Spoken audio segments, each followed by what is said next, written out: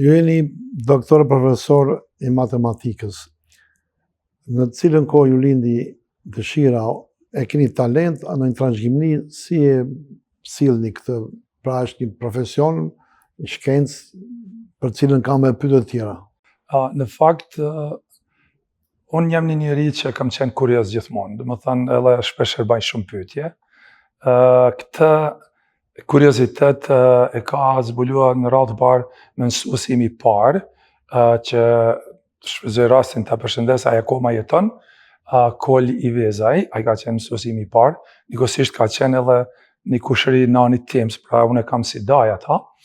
dhe ai domethënë ka qenë jashtëzakonisht një mësues i jashtëzakonshëm. Ka qenë një edukator i parë, sjellja e tij me ne, domethënë unë e mbaj mend, ka qenë një mjeshtër i futbollit, e mbaj mend ai luante futboll me ne, ishte në çdo aktivitet ishte me ne, ulej në nivelin ton vetëm ne vetë. Dhe ai vërtet ka qenë domethënë person i parë që më ka majnë domethënë kem diskutuar, dhe unë si fëmijë nuk e dija në fakt, vetëm thjesht isha kurioz. Ai e vënë re se unë qëndroja më shumë me problemet, kërkoja më shumë, shpeshherë më jepte më shumë, dhe ai biles një ditë më tha, ty edhe një kushëri timin, për cilin do të flas më vonë, do ju kaloj nga klasa e parë në të tretë. Edhe ne edhe qeshëm, bile në një farë mënyrë mendoja se kur po e bën me shaka, sepse kishim edhe lidhje gjaku si daje nip, por megjithatë ai vërtet punonte shumë me ne. Unë duhet të theksoj se sado që unë e kam dashur matematikën dhe jo vetëm matematikën, edhe shkencat, edhe fizikën, biologjinë, gjeografinë, këto kanë qenë shkencat matematiko-natyrore, kanë qenë që unë kam paprirje më shumë, por duhet të theksoj se gjatë rrugtimit tim, unë nuk kam qenë, domethënë, vërtet kam qenë me sukses shkëlqyeshëm edhe kështu me radhë, por unë duhet ta përmend një emër të një kushërisë time që neve kemi qenë në shkollë nga klasa e parë deri në 12. Ajo ka qenë super talent i lëndës matematikës. Ajo sot është, për cilën dua ta përshëndes, Tole Lajçaj, tani ka qenë martuar Gjekaj, edhe është martuar Gjekaj. Ajo është këtu inxhiniere, domethënë punon sa diun pranë departamentit të mbrojtjes, dhe ka qenë i jashtëzakonshme në matematikë. Shpesh na vente në konkurrencë, por unë e pranoj se ka qenë shumë më mirë se unë, ka qenë shumë më talente, dhe ka qenë edhe punëtor i jashtëzakonshme. Biles më kujtohet gjatë shkollimit 8 vjeçar dhe të mesëm, arsimtarët dhe profesorët neve na jepnin detyra shtëpie gjatë pushimeve, për shembull dimërore apo verore, dhe neve në një farë mënyre kishim një ngarë se kush zgjidh më shumë probleme. Domethënë numri ka qenë, tani e mbaj mend, ka qenë 1385, që Tolja kishte 1385, kisha dikun te 1250 kështu me radhë. Pra ajo gjithmonë ka shkëlqyer më shumë dhe ka qenë vërtet edhe është talente e jashtëzakonshme. Dhe më vonë në klasën 8 vjeçare, gjithsesi gjatë shkollimit nga klasa 5 deri në klasë 8, kam pas fatin ta kem edhe një arsimtar tjetër të matematikës, që quhet John Bojaj. Është ka qenë arsimtar imi, dhe ai në fakt ishte njëri që i shtoi asaj që mësuesi im i parë e kishte filluar. Vuni re që ndoshta jam shumë interesuar, edhe isha shumë kurioz, bëja pyetje, ndoshta për fillim ju dukta i bezdishëm nga pyetjet që e bëja, por më vonë domethënë mbetëm shok dhe më përkrahte shumë, dhe pastaj edhe më zgjolli domethënë të merre pjesë në gara, domethënë edhe komunale, edhe republikane në lëndën e matematikës, ku shpeshherë jam nda mirë edhe aty, dhe ai vërtet ka qenë lësht, tani është i pensionuar, por ka qenë një mësimdhënës i matematikës jo aq shumë teorik, por ka qenë shumë praktik. Domethënë ato konceptet matematikore i përkthente në shembuj praktik të jetës përditshme, dhe ato ishin shumë më tërheqëse për ne si nxënës, dhe akoma u thelloshin më shumë. Dhe më vonë, domethënë kur kalova në gjimnazi ka qenë jo i përgjithshëm për ne, neve automatikisht kaluam në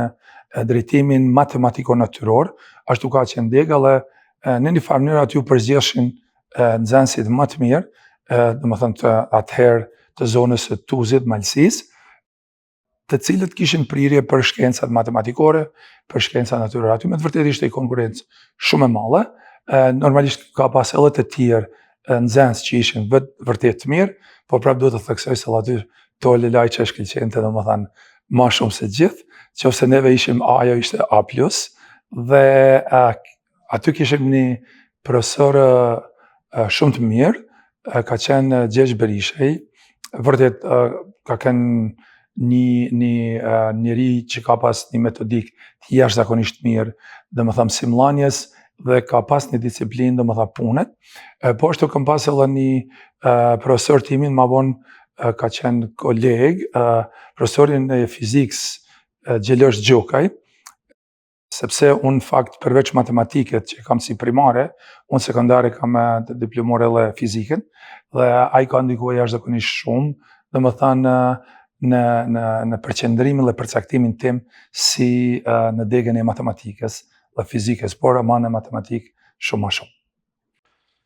Më mirë se nga juve s'kam ku ta marrë përgjigjen. Si e kishte emrin dhe si e ka gjimnazi dhe pse e ka marrë atë emër?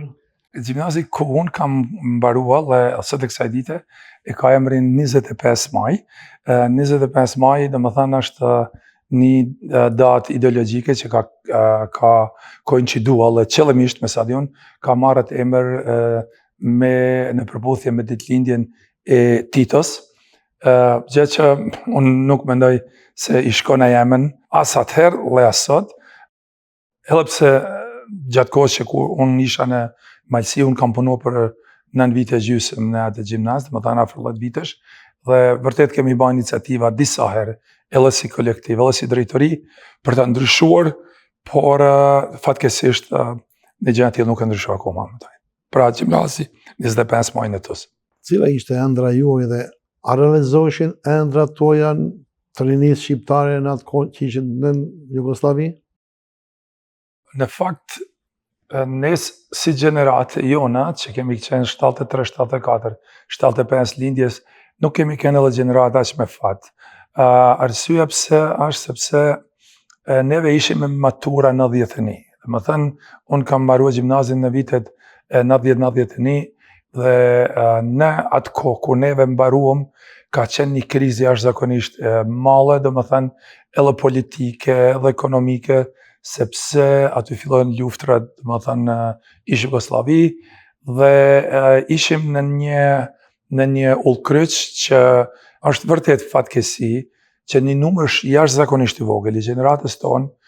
ka vazhdo shkollimin. Arsyeja ka qenë vetëm këto kushte, domethënë gjendja, situata jashtëzakonisht e keqe dhe ishte domethënë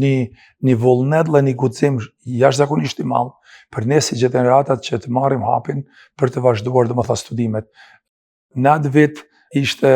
domethënë në kohën në moshën tonë neve ishim 18 vjeçar, neve na kërkoi të shkonim në shërbim ushtarak, në vend që të vazhdonim studimet, neve na kërkoi domethënë me do e mos edhe me përshpejtim, sepse lufta ishte në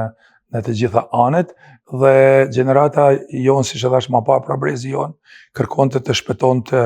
edhe kokën, dikush lëvizte domethënë ikte nga vendi, dikush vazhdonte domethënë shkollimin. Unë personalisht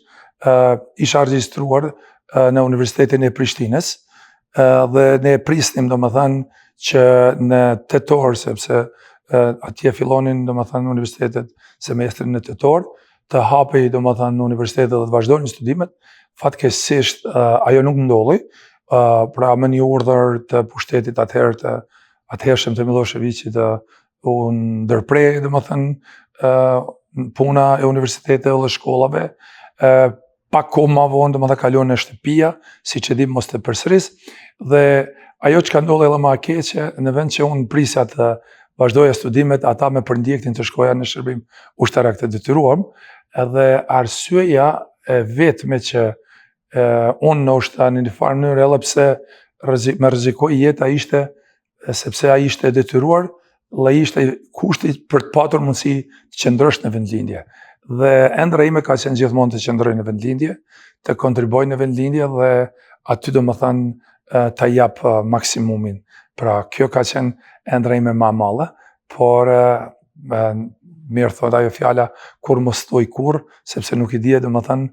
jeta dhe